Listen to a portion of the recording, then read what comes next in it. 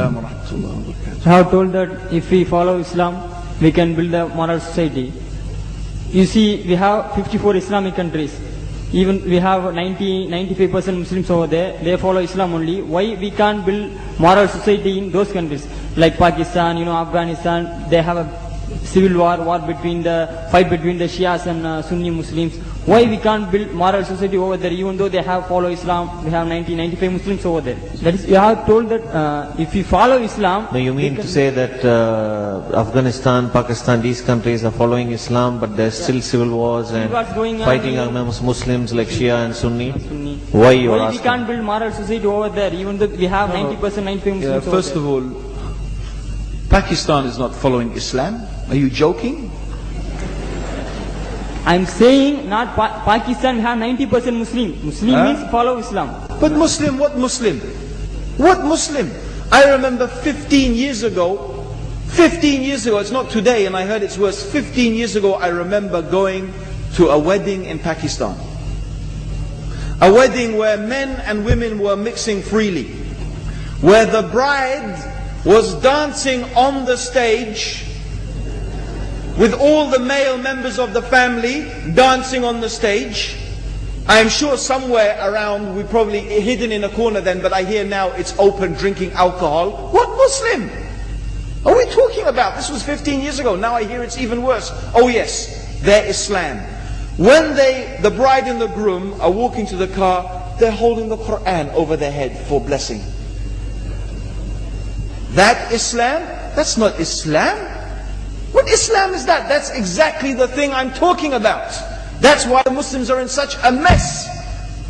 Because of this nonsense, this hypocrisy, actually they are insulting the Quran by doing that. Amongst all of this haram, they think that the Quran holding it over their head is going to bless them because they're holding it. What is that? Where did they get this from? So, I don't know what we're talking about. In fact, this is the problem. You see, the Muslim world itself is so far from Islam. So many you find here in India. Oh, I know it's not a Muslim country, but there are lots of Muslims here. But I don't know what sort of Muslim. Most of them go to the dargah and they call upon some dead person in the grave. And they think that by talking to a dead person, they're going to have their needs fulfilled. What's the difference between that and worshipping an idol?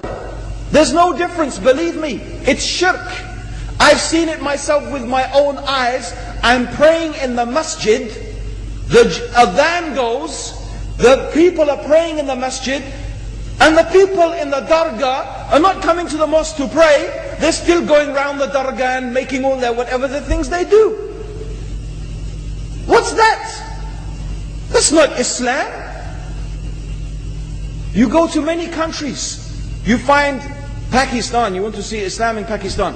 You know, in England, in every street corner we have a pub. You know what's a pub? You know what's a pub? Like a bar, you know, a place where you sit and drink alcohol. Yeah? Yes? In Pakistan, believe me, they have something worse than that. Yes, worse. On every street they have a picture of a palm. Everywhere you see it. Hanging from the windows. They have the picture of a palm. What's that advertising? Something worse than drinking alcohol. An invitation to disbelieve in Allah. That they're going to read your hand and tell your fortune. Shirk. It's shirk. Whoever believed, the Prophet said, sallallahu alayhi wasallam, whoever visits a fortune teller out of curiosity, Allah will not accept their prayers for 40 days. Whoever believes in the fortune teller has disbelieved in Allah and His Messenger. That includes, by the way, horoscopes.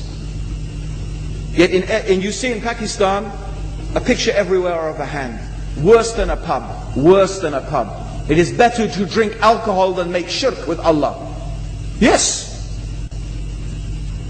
So this is the Muslim countries. You will not find one except they are not doing magic and shirk and kufr, or except maybe one or two you will find.